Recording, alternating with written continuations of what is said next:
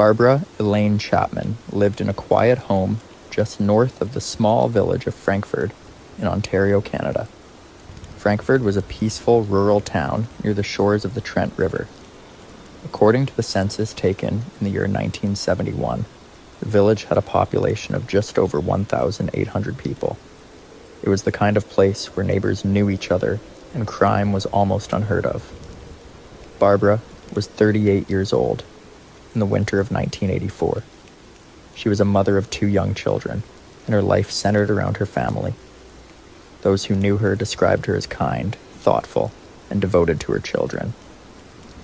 Her home was not far from the edge of town, tucked away in a quiet area that felt safe, even in the middle of winter. On the morning of Monday, January 23rd, Barbara woke up early to begin her usual routine. The snow had settled overnight, but the roads were clear enough for the school bus to make its way through the rural route. She helped her 2 children get ready for school, prepared breakfast for them, and made sure they were dressed for the cold January weather. After walking them outside and seeing them off as they boarded the school bus, Barbara returned to the house. It was the last time anyone would see her alive. Shortly after the children left, Barbara called her mother. The 2 had a friendly conversation while Barbara tidied up around the home. She had no known appointments or visitors expected that day.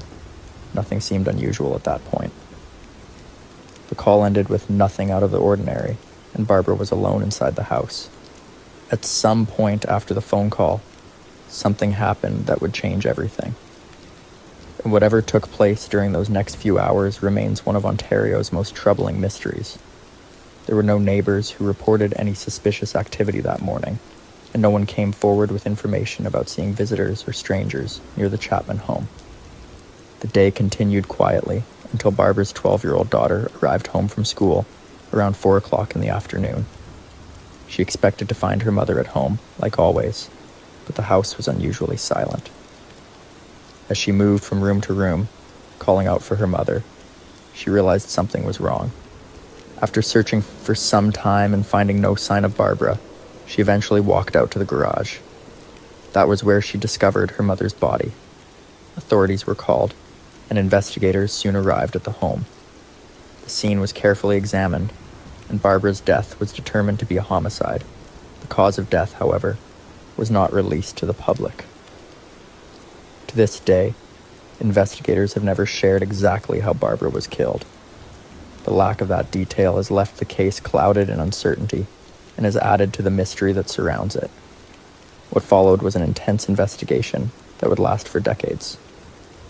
But in those first hours and days after Barbara's murder, no clear answers were found. The community of Frankford, once known for its quiet streets and peaceful way of life, was shaken to its core.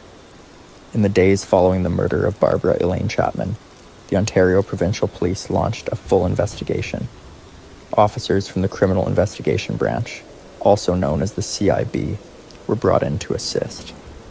The seriousness of the case was immediately recognized, and investigators began gathering as much information as possible from the Chapman home and the surrounding area. One of the first steps was to speak with anyone who had been in contact with Barbara in the hours leading up to her death. Her last known conversation had taken place with her mother, but beyond that, there were no confirmed reports of visitors or deliveries that morning. Because Barbara lived in a more isolated part of town, there were no close neighbors who could report having seen or heard anything unusual. Forensic specialists from the Center of Forensic Sciences were brought in to help examine the scene. While certain findings were made, very little information was shared publicly. To this day, the official cause of death has never been released, and it is still unclear whether investigators withheld it for strategic reasons or due to the sensitivity of the case. Over time, law enforcement conducted numerous interviews with residents in and around Frankford. The community remained cooperative, but no one came forward with any substantial information that could point to a suspect. People in town began to grow uneasy. The idea that someone capable of such a crime could still be among them created an undercurrent of fear and suspicion. Authorities also explored Barbara's personal life for any signs of conflict or unresolved issues. They reviewed her routines, examined her relationships, and searched for any link that might lead to a motive. but there were no known threats, no history of domestic issues, and no clear indication of someone who would want to harm her. In many ways, the investigation was dealing with a case that had no obvious starting point. Despite their efforts, the investigators were working with limited evidence. This was the early 1980s, long before the advances in DNA technology and digital surveillance. With no eyewitnesses and no apparent motive, progress was slow. The longer the case remained unsolved, the more difficult it became to trace back the events of that January day. Several tips did come in over the following months, and each one was pursued carefully. A few names were mentioned, and some individuals were questioned, but none of those leads resulted in charges. In each case, the evidence was either lacking or too inconclusive to move forward. Barbara's murder soon became one of the many cold cases in Ontario. It was not forgotten by investigators, but the file began to gather dust as newer cases came in. Still, her family continued to hold out hope for answers, and law enforcement remained open to revisiting the case if new information emerged. Through the years, the Ontario Provincial Police would occasionally re-examine the file, especially when advancements in forensic tools became available. But each review came with the same result: no arrests, no official suspects, and no resolution. The mystery surrounding Barbara's death deepened as time passed. With each year that went by, it became more difficult to retrace the events of that winter morning in the small town of Frankfurt.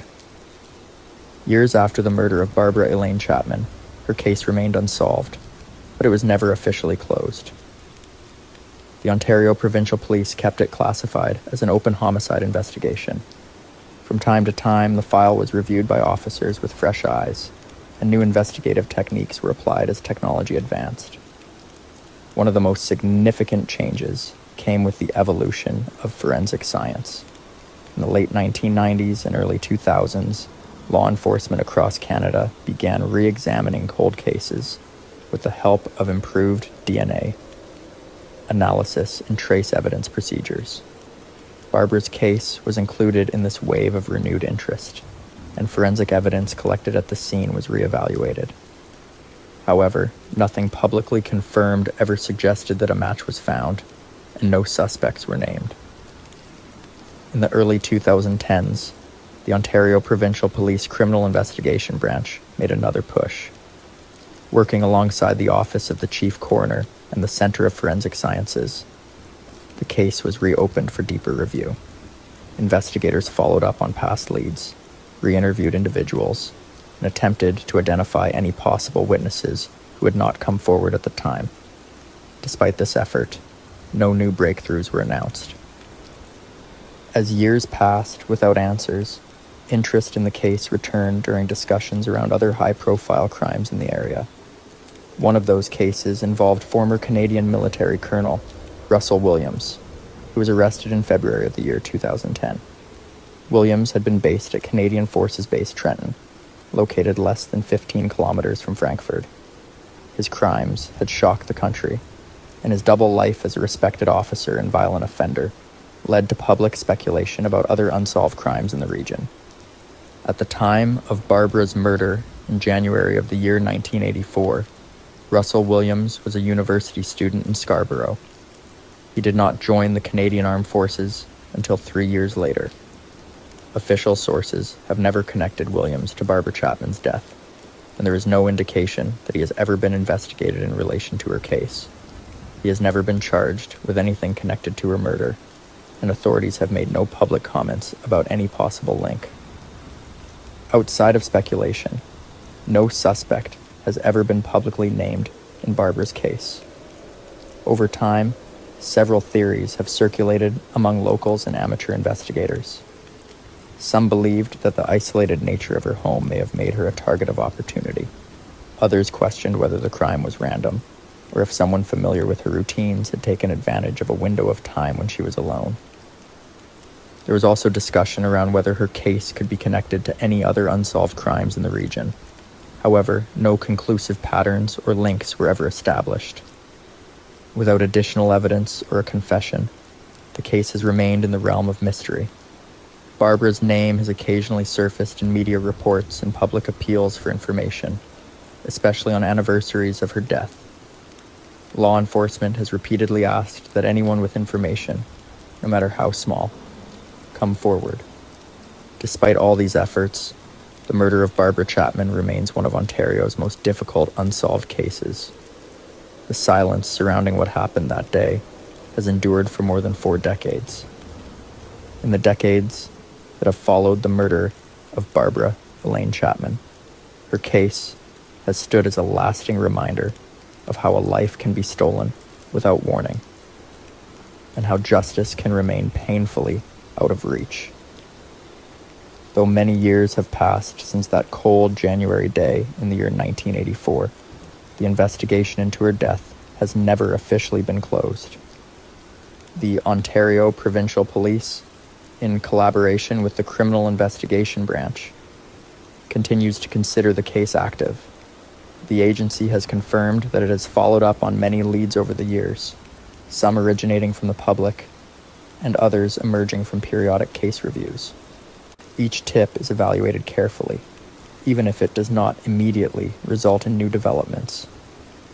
Police have emphasized that it takes only one piece of overlooked information to break open a case, and they have not given up hope that someone, somewhere, might hold that piece.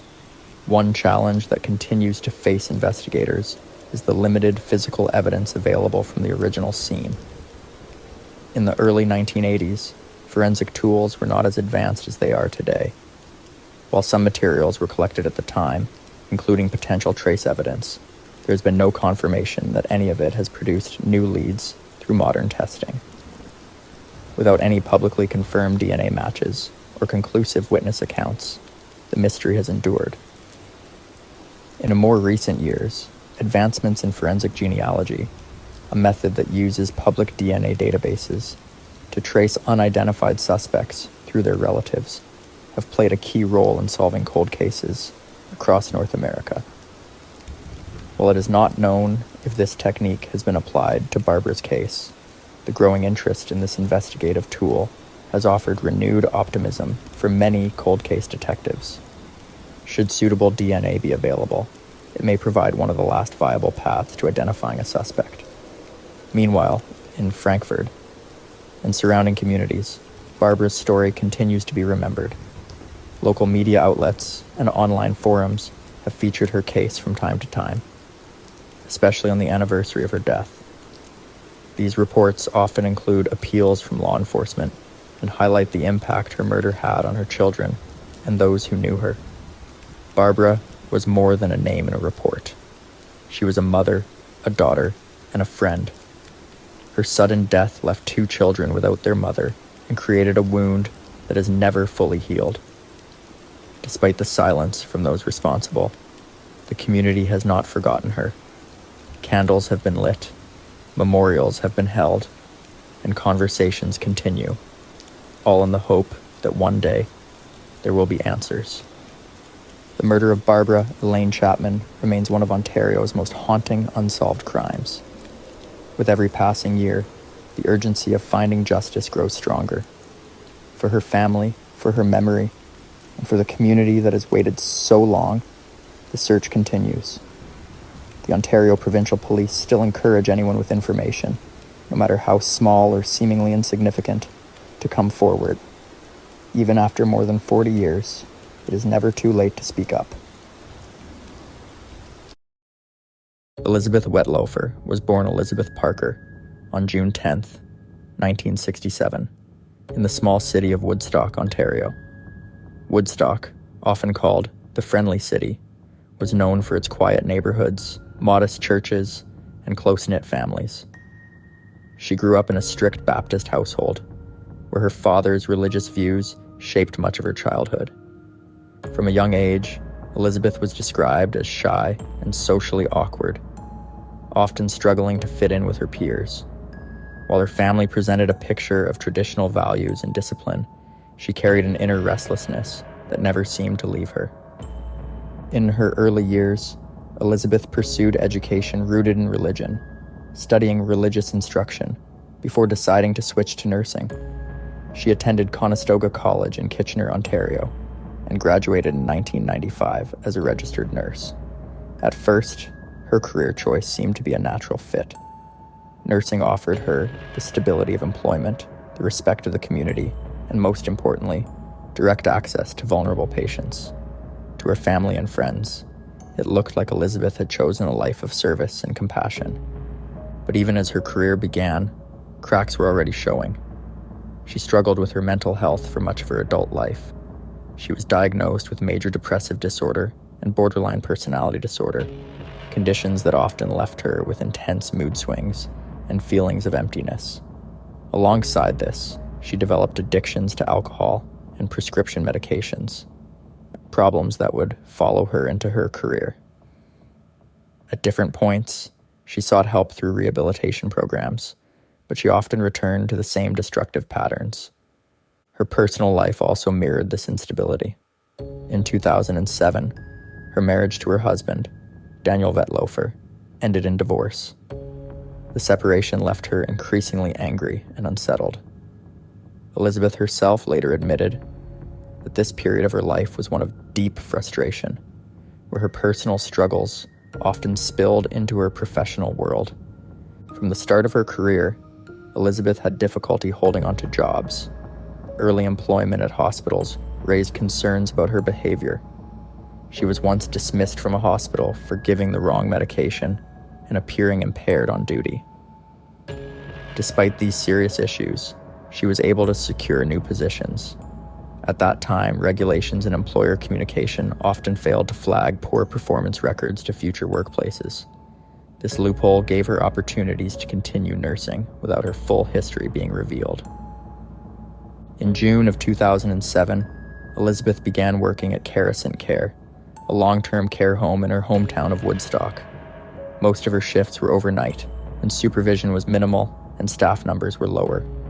On the surface, she appeared to be another ordinary night nurse, a caregiver who quietly moved from room to room checking on patients. Families who placed their loved ones in her care never suspected that anything was wrong. Yet, behind her reserved demeanor, Elizabeth was already beginning to develop what she would later describe as dark urges. At Carison Care, Elizabeth found herself in an environment where her mistakes were overlooked or treated as common workplace errors. Medication mix-ups, careless decisions, and unusual behavior on shift did not trigger the kind of scrutiny they should have. For nearly a decade, these warning signs were not taken seriously, and the system that should have stopped her failed at almost every turn. Part 1 of Elizabeth Wettlaufer's story is not yet about the crimes that made her infamous, but about the hidden instability and personal struggles that set the stage for what was to come. She was not a nurse who snapped overnight. She was a deeply troubled individual whose personal demons, professional misconduct, and repeated red flags were ignored, leaving her in the very position where she would eventually commit some of Canada's most shocking crimes. By the time Elizabeth Wettlaufer settled into her position at Carison Care in Woodstock, Ontario, she had been nursing for more than a decade. Working in the quiet overnight shifts, she had easy access to patients who were elderly, vulnerable, and entirely dependent on their caregivers. It was in this environment, between the late 2000s and early 2010s, that her crimes began. Elizabeth later confessed that she felt an overwhelming urge to kill, a compulsion she described as a release of anger and frustration. Unlike many killers, she did not rely on violence or physical confrontation. Instead, she used her position of trust and her access to powerful medications. She administered deliberate overdoses of insulin, a substance readily available in the care home. Because her victims were elderly and often already suffering from serious medical conditions, their sudden decline rarely raised immediate suspicion. Her first known victim was James Silcox, an 84-year-old veteran of the Second World War. He died in August of 2007 after being injected with an unnecessary and lethal dose of insulin. His passing was recorded as a natural death at the time. Elizabeth later admitted to police that his death was her first deliberate killing, and it marked the beginning of a pattern she would follow for nearly a decade. Over the years, Elizabeth struck again and again. At Carissant Care alone, she targeted multiple residents, most of them elderly men and women who were already frail. Some of her victims died quickly after the injection, while others lingered in pain or confusion before passing. The unpredictability of insulin overdoses meant that not every patient she targeted died. Several survived the attempt, though their health was left shaken. This mixture of fatalities and survivors would later complicate the investigation into her actions. Despite the suspicious number of sudden deaths in the facility, Elizabeth remained employed for years. Staff occasionally questioned her behavior, noting her emotional instability, frequent mistakes, and erratic conduct on the job. Yet, instead of triggering a deeper inquiry, these concerns were often brushed aside. The long-term care system struggled with staffing shortages, high turnover, and limited oversight, conditions that allowed her to keep working even as her actions became more dangerous.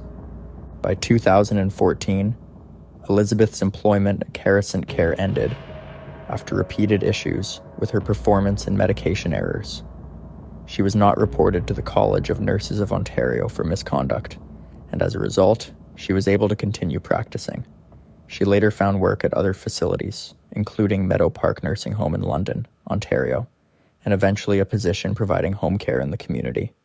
Each new role gave her fresh access to vulnerable patients.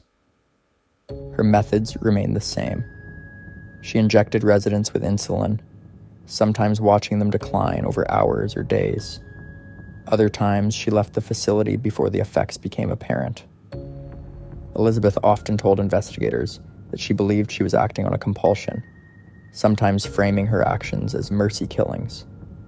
Though her victims' families rejected that idea completely, none of the residents had consented to or requested such actions. They had simply been placed in her care with the expectation of safety. During these years, Elizabeth kept her actions mostly to herself, though she occasionally dropped cryptic hints. She sometimes told friends or acquaintances that she had done bad things or that she had a dark secret, but few took her words seriously. It would take years before anyone fully understood the weight of her confessions. By the mid-2010s, Elizabeth had already killed multiple people and harmed several others. Yet the system still had not exposed her crimes. Patients continued to trust her, families continued to believe their loved ones were safe, and the institutions that employed her had no idea they were giving a serial killer unrestricted access to the most vulnerable people in their care. By 2016, Elizabeth Wettlaufer's life had begun to unravel. After years of working in long-term care facilities and private homes, her erratic behavior, depression, and struggles with substance use had left her increasingly unstable. She was no longer employed in a steady nursing position, and her personal life was marked by isolation. It was during this period of decline that her need to unburden herself finally overcame her desire to keep her crimes hidden. In September of 2016, Elizabeth voluntarily entered a psychiatric hospital in Toronto. During the therapy sessions, she revealed disturbing details about her past actions. She admitted to staff that she had intentionally killed multiple patients while working as a nurse, using insulin injections to end their lives. Unlike many serial offenders who were discovered through evidence and investigation, Elizabeth exposed herself by making these confessions openly and repeatedly. The hospital staff were alarmed by her statements and contacted the police. On September 16, 2016, Elizabeth gave a written confession to Toronto law enforcement officers.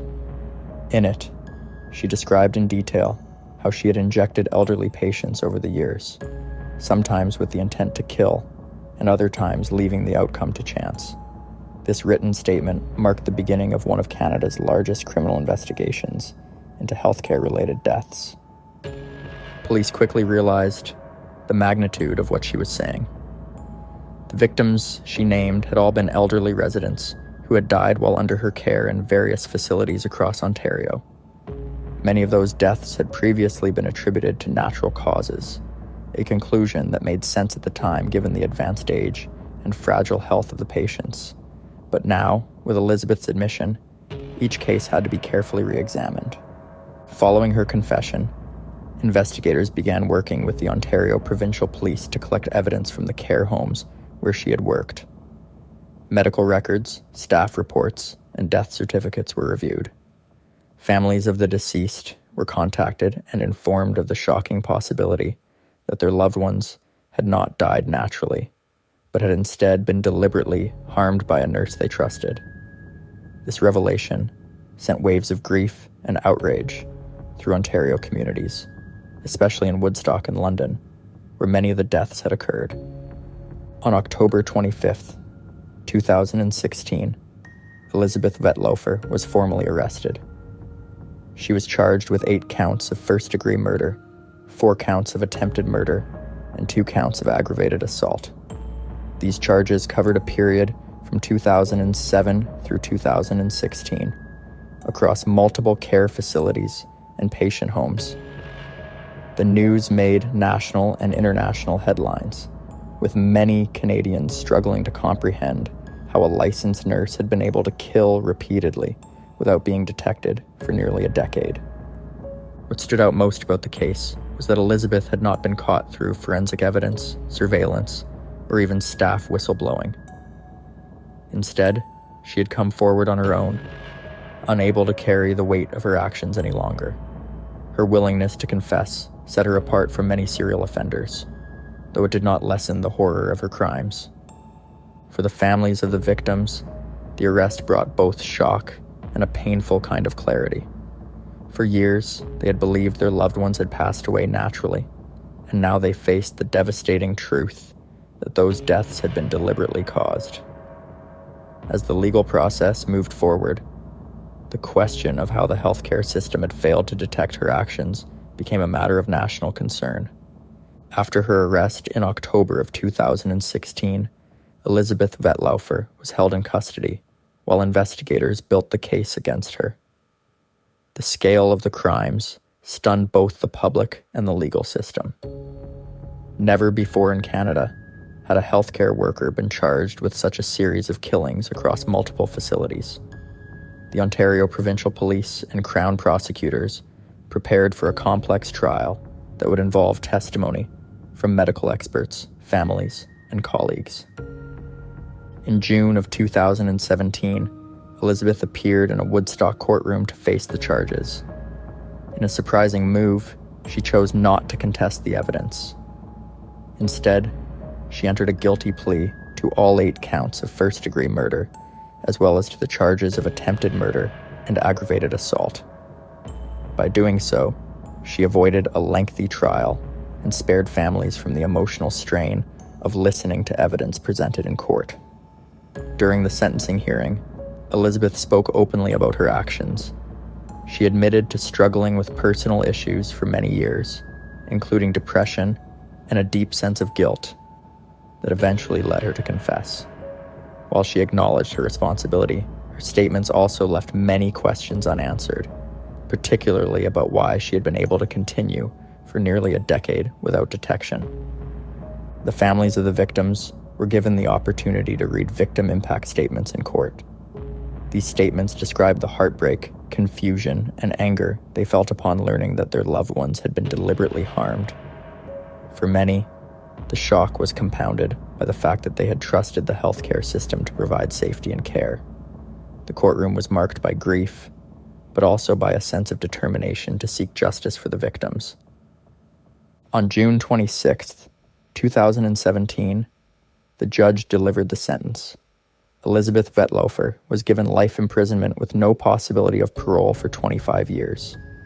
This meant she would not be eligible for release until the year 2042, when she would be in her late 70s.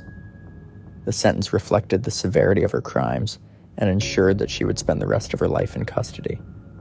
The guilty plea and sentencing marked the official conclusion of the criminal case, but it did not end the questions surrounding how she had been able to act undetected for so long. The case sparked widespread discussions across Canada about oversight in healthcare the use of insulin, and the ability of medical institutions to identify unusual patterns in patient deaths. Elizabeth's sentencing also highlighted the uniqueness of her case. Unlike many convicted killers, she had voluntarily confessed, leading directly to her arrest and conviction. Without her decision to come forward, it is possible her crimes might never have been discovered.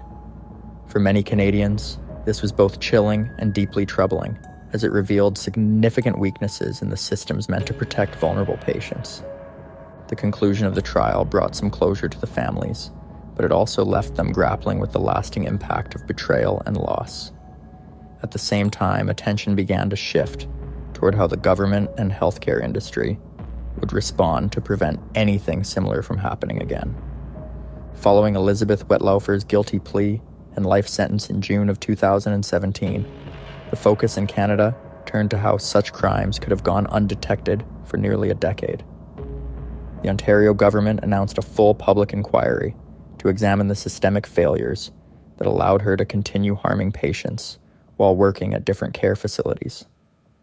The inquiry, called the Public Inquiry into the Safety and Security of Residents in the Long-Term Care Home System, was led by Justice Eileen Gilles. Hearings began in June of 2018 and continued into the following year. The proceedings included testimony from administrators, co-workers, families, medical experts, and government officials. The goal was to determine how Elizabeth's actions went unnoticed and what could be done to strengthen protections for vulnerable patients. One of the key findings of the inquiry was that warning signs had been missed. Elizabeth had been disciplined or asked to leave several nursing positions, yet her behavior was never thoroughly investigated. In some cases, suspicions were raised about her conduct, but no clear steps were taken to alert regulators or law enforcement. The inquiry concluded that long-term care homes, oversight bodies, and even the healthcare licensing system lacked the tools and communication channels to detect patterns of abuse. In July of 2019, Justice Gilles released the final report. It contained more than 90 recommendations aimed at improving safety in long-term care. These included strengthening whistleblower protections, improving staff training, and enhancing oversight of medication use, particularly insulin. The report also called for better communication between care facilities and regulatory agencies to ensure concerns about staff members would not be ignored or overlooked. The Wettlaufer case had a profound impact on the public trust. Families across Canada began questioning whether their loved ones were truly safe in nursing homes. The healthcare sector responded by reviewing policies, creating new reporting requirements, and emphasizing transparency. While these measures could not undo the tragedy, they were intended to prevent future harm. For the families of the victims, the inquiry was both painful and necessary. Many expressed that the changes, while welcome, could never replace the lives that were lost. The emotional damage of betrayal by a trusted caregiver continued to weigh heavily on them.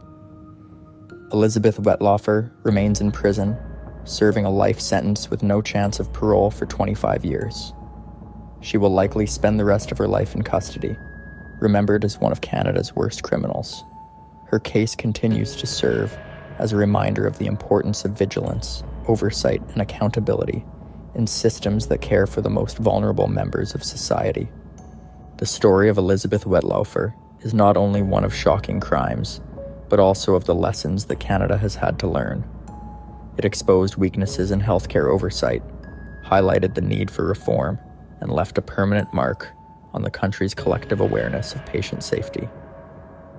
Though justice was delivered in the courtroom, the true legacy of this case lies in the lasting changes it brought to how Canadians protect those who cannot protect themselves. In the mid-19th century, a family of Irish Catholic immigrants settled in a quiet farming township in what was then known as Upper Canada. This place, about 25 kilometers northwest of London, Ontario, was called Biddulph Township. The family would come to be known as the Black Donnellys, and their story remains one of the most haunting and controversial true crime cases in Canadian history. The Donnellys arrived in Canada from Ireland during a time of deep struggle. Like many others, they had fled the devastating effects of the Great Famine, which began in Ireland around the year 1845 and lasted for several years.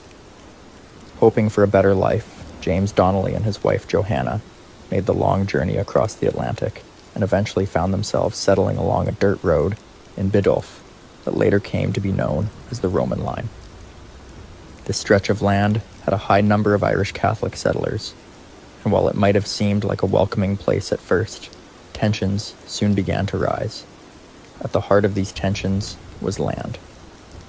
The Donnelly family built their home on land that was originally owned by the Canada Company and had been sold to a man named James Grace.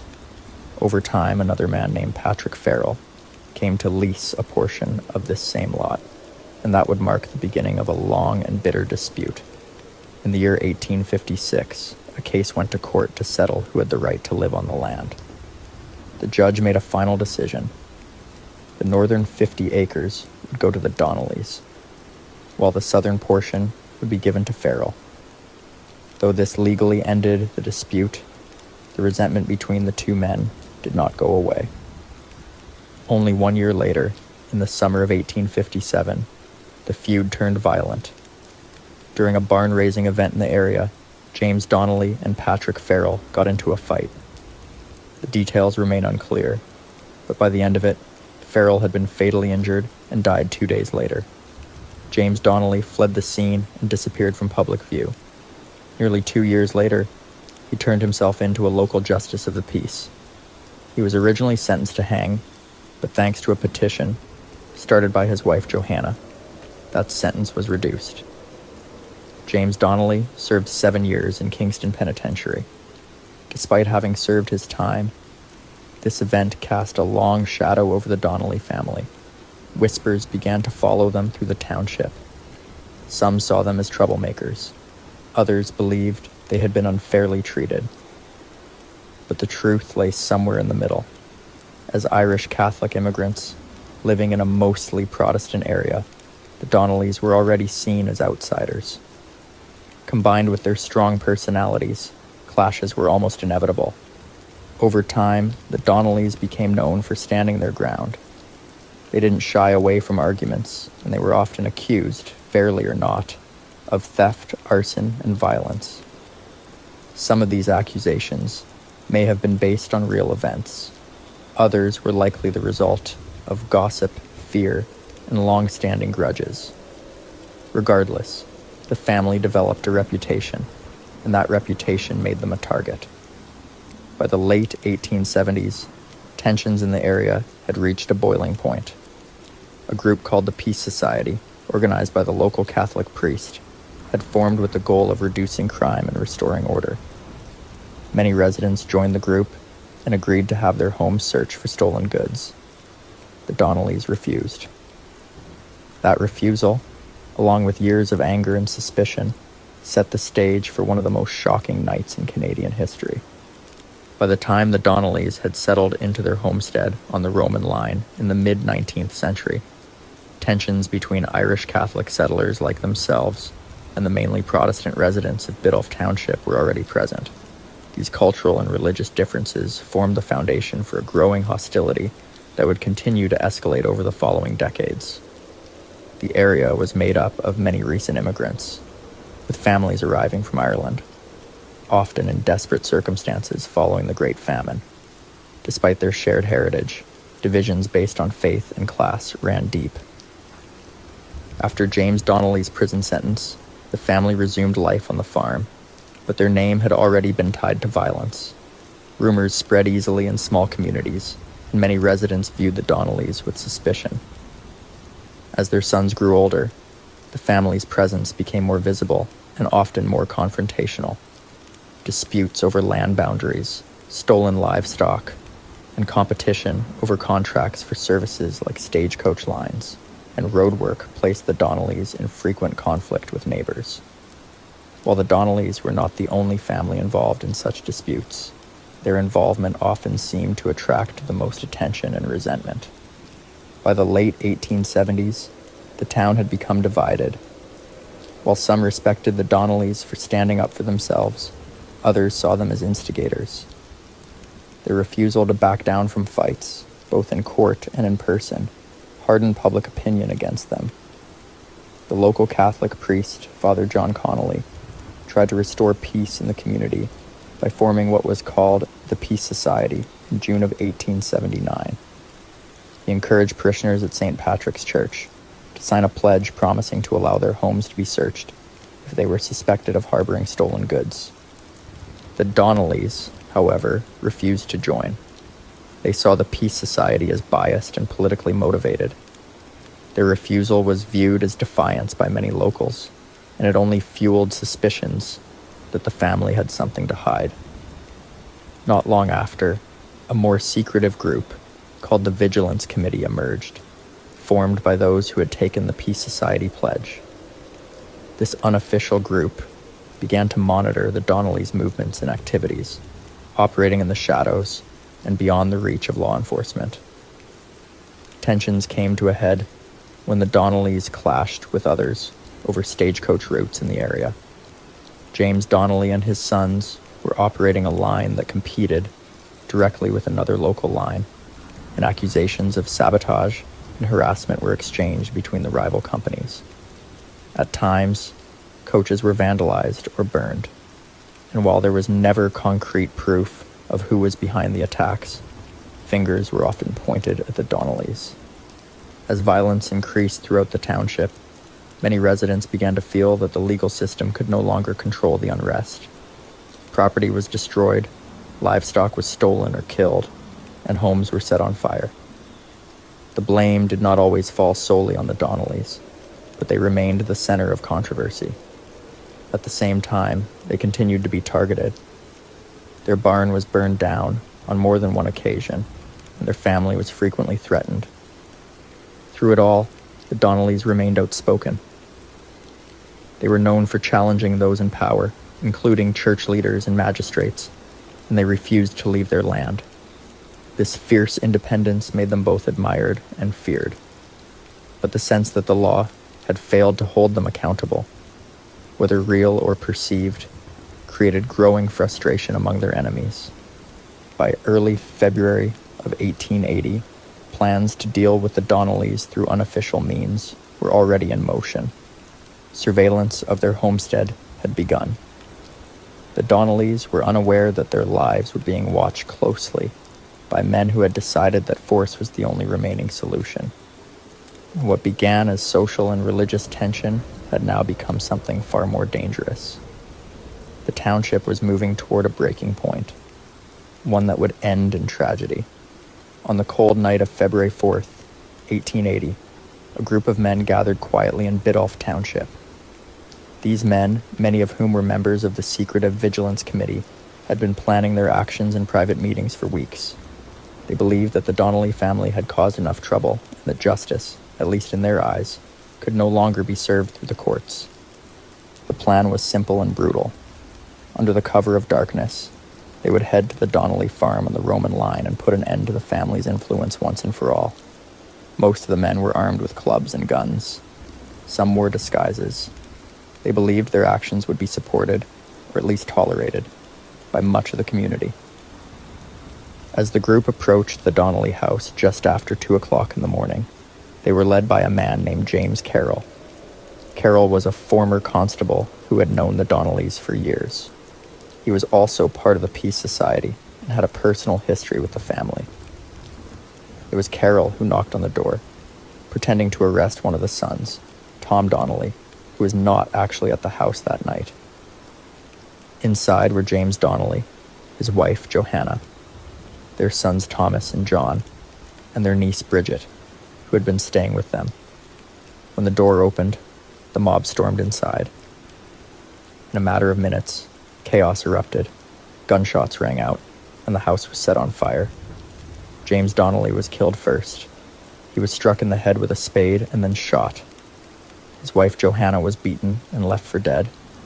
John Donnelly and their niece Bridget were also killed in the attack. By the time neighbors arrived and the flames were spotted, It was too late to save anyone inside. The house was nearly destroyed. What was left were the charred remains of 4 family members. Reports from those who examined the scene later confirmed that the family had not died in the fire, but had been murdered before the blaze was set. Only one family member survived the attack, William Donnelly, who had not been at the house that night. While the mob moved quickly and in darkness, there were witnesses. A young boy named Johnny O'Connor had been hiding under a bed during the attack. He had been staying with the Donnellys for the night and somehow went unnoticed by the attackers. Johnny would later provide a key eyewitness account of the events that unfolded in the house, naming some of the men involved. But the violence did not end there. Later that same night, the mob moved on to the home of William Donnelly, hoping to kill him as well.